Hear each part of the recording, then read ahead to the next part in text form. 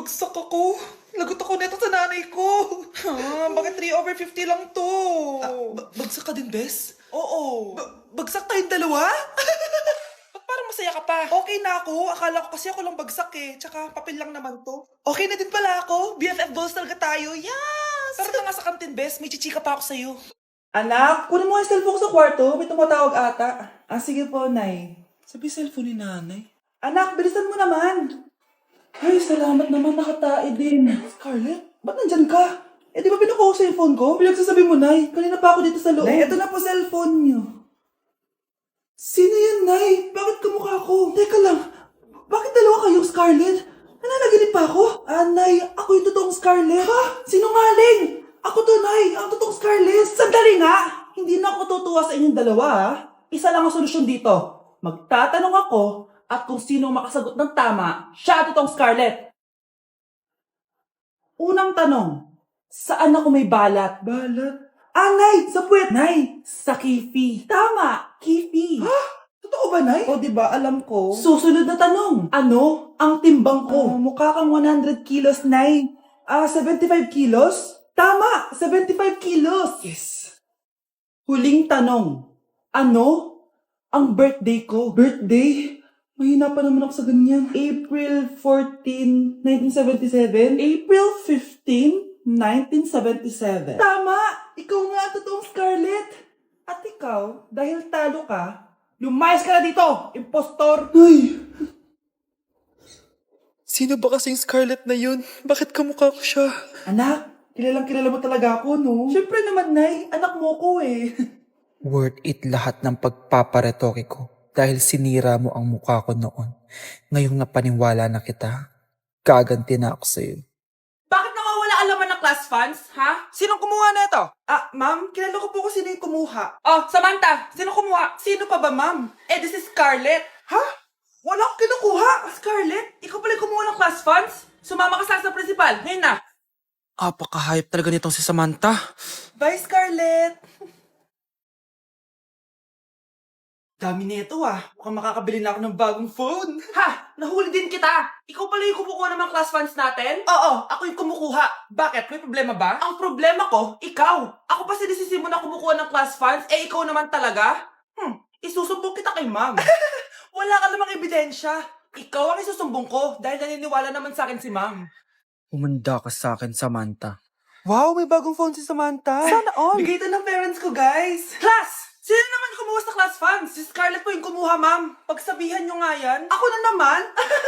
Nagpapatawa ka ata, Samantha. Talaga ba, Samantha? Kitang-kita ko na kumuha ka dito. At narinig ko, nabalak mo na naman si Scarlett. Ma'am, di po ako yun. Gagawin mo pa ako sinungaling? Diyan ka naman magaling, di ba, Samantha? Sa pagsisinungaling? Sumama ka sa akin sa principal at ipapatawag ko yung magulang mo. Buti nga sa'yo, Samantha. Deserve mo yan. Nag-uumpisa pa lang ako. Anak, nakita mo ba yung cellphone ng tatay mo? Nilagay ko dun sa loob ng kabaong niya bago siya ilibing. Ha? Ba't mo naman ginawa yun, anak? May mga importante laman dun. Baka sakaling buhay pa siya para matawagan niya ako. Ay, Diyos ko talaga tong batang to.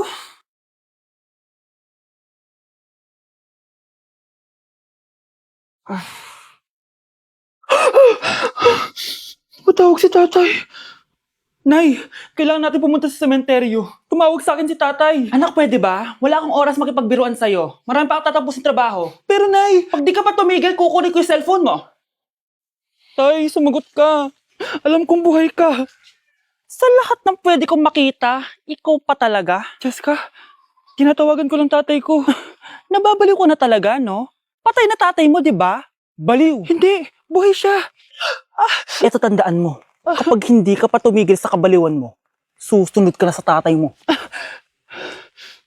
Sinabihan akong baliw ni Jessica tapos sinaktan niya ako. Totoo naman, di ba? Nabuhay ka. Anak, nabalitaan mo na ba? Ha? Ang alin, Nay? Patay na si Jessica. Natagpuan siyang walang buhay dyan sa may ilog. Ano? Ay, Diyos ko, kawawang bata. Tay, sumagot ka na please.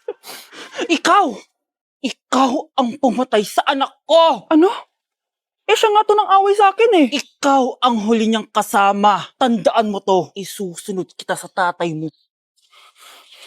Tay, hindi ko na alam gagawin ko.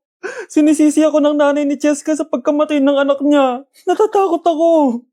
Anak, yung nanay ni Cheska. Oh, bakit nay? Pinatay daw. Binitin sa may puno. Ano? Nakakatakot na dito sa barangay natin, anak. Sinong pumapatay sa kanila? Nay, may tao.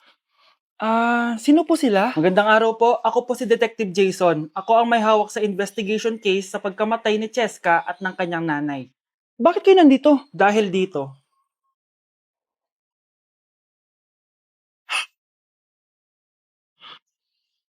Nay, ikaw pumatay sa kanila? Oo, anak. Narinig ko lahat ng mga sumbong mo sa tatay mo. Cellphone ni tatay? Pinangako ko sa tatay mo bago siya mamatay na poprotektahan kita kahit makapatay man ako ng tao. Sumama ka sa akin, ma'am, para ma-interview ka namin. Tandaan mo to, anak. Kahit nasa kulungan ako, poprotektahan kita. Tumawag ka lang.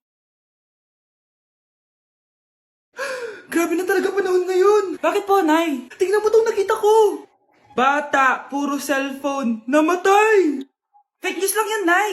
Basta, huwag ka man lang mag-cellphone. Akin na yan. Sige po, Nay. A few moments later. Anak, grabe talaga. Bata, patay dahil sa food poisoning. Anak, huwag ka muna kumain. Akin na yan. Sige po, Nay. Gutom na ako. Soft drinks na lang ako. Yung dati nating kapitbahay, anak. Namatay dahil sa soft drinks. Huwag kang iinom yan. Sige po, Nay. Magtutubig na lang ako. Anak, tignan mo to. Bata, uminom na nakakalasang tubig. Namatay. Huwag kang iinom yan. Sige po, Nay. Matutulog na lang ako. Anak. Bakit po, Nay? Anak, ang dami na babangungot ngayon. Huwag kang matutulog, ha? A few moments later. Nay, nanghihina na po ako. Yun na nga ba yung sinasabi ko eh. Tingnan mo to nakita ko. Bata, nakalanghap ng nakakamatay na amoy. Patay! Anak, huwag ka munang huminga. Anak, huwag ka munang tumingin. Anak, huwag ka munang lumabas. Anak, huwag ka munang mabuhay.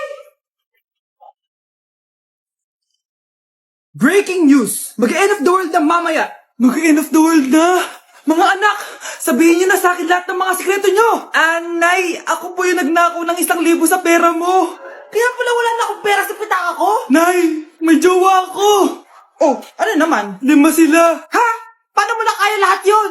Nay, ang baba po ng mga grades ko ngayon. Huwag ka po sana magalit sa akin. Okay lang yun, anak. Ano ba grade mo? 95. Okay na yun. Ako nga 75, masaya na ako eh. Nay, hindi po ako straight. May boyfriend po ako. Matagal ko nang alam, anak. Tanggap kita. Thank you, Nay. A few moments later. Mari, mag-end of the world na pala. Oo nga, Mari. Nakakatakot. May kailangan kang malaman, Mari. Ha? Ano yun? Ako yung kabit ng asawa mo. Ha? Walang hiya ka. Salamat ka, mamamatay na tayo. Kaya pinapatawad na kita. Breaking news. Fake news lang pala ang end of the world. Yun lang. Salamat, fake news lang. Darling, kamusta kayo? Bakit, darling? Manluloko ka! Akala mo di ko alam na kabit mo yung kapbahay natin! Lumayas ka dito! Patawarin mo ako, darling! At least hindi tayo mamamatay! Dahil akong papatay sa'yo! Wow!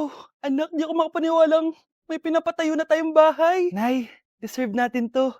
Ang tagal niyo din to pinaghirapan. Ma'am, saan ko po ilalagay itong mga semento? Doon na lang sa gilid, kuya. Sige po, ma'am. Excited na ako matapos tong bahay natin, anak.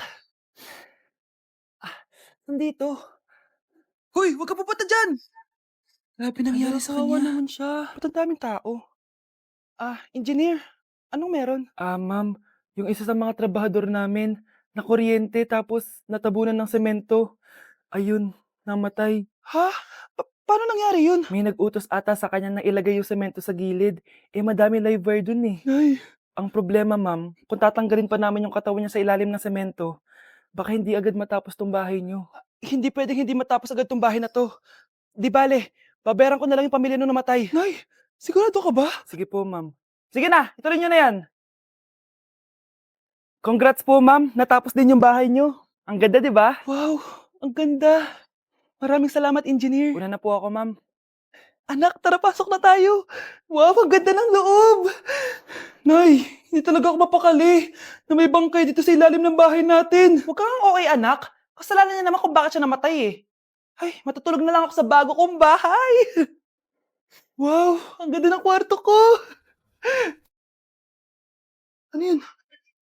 Kasalanan mo kung bakit ako namatay. Nay!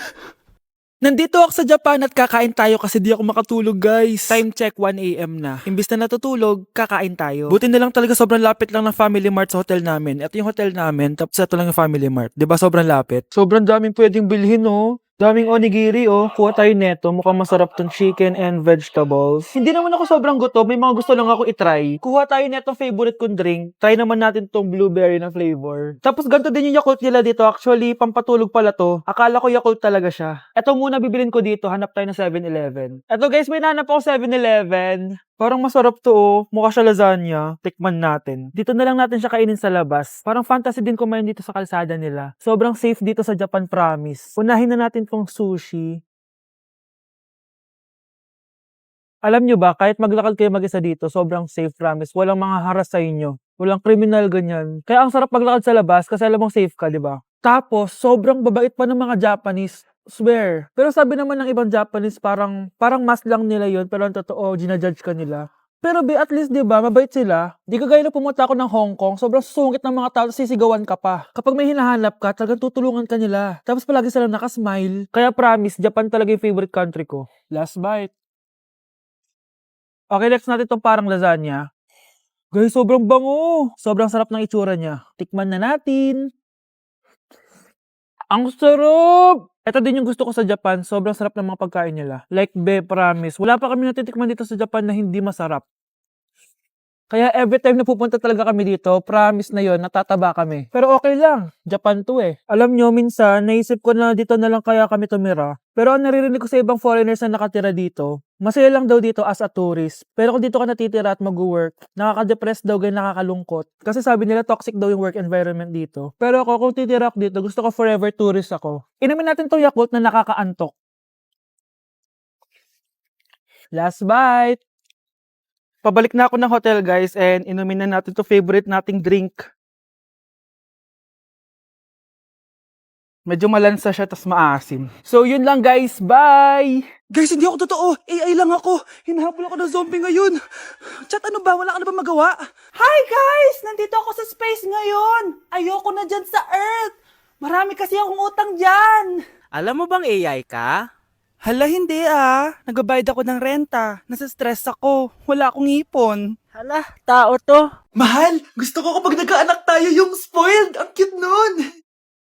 Mami, bilan mo ako ng bagong phone, yung iPhone 14 Pro Max. Bakit anak? Di ba kakabili ko lang ng phone sa'yo? Full storage na kasi ako, Mami. Tapos yung mga friends ko may mga bago na ring phone, so I need to keep up. Wala pa akong pera ngayon, anak. Anong sabi mo? Bibilan mo ako? Bibilan mo ako? Ito na, bibilan na kita. Wow, this is so nice. Mami, ang ganda nitong bag na to. Tara, shopping tayo. Kakabili ko pa lang sa'yo ng bag, di ba? Ganda kaya nun. Ang gusto ko, Gucci. Ang binili mo, Gucci. Ang mahal naman ang gusto mo, anak. Nagreklamo ka? Anak-anak ka dyan? Tara, shopping na tayo. Saan ako kukuha ng pera pambili nun? Anak, kain ka na. Pinagluto kita ng paborito mo. Ew, Mami, ano to? Tinola yan, anak. Di ba paborito mo yan? Tinola? Kadire! Gusto ko yung steak from Golf Gang. Steak? Huwag ka lang mag-inarti, anak. Kainin mo na lang yan. Ayaw ko. Mamatay na lang ako sa gutom. Bakit ba ganyan ka? Di ba gusto mo ng anak na spoiled? O, eto na. Ayoko na pala. Halika dito. Ibabalik na kita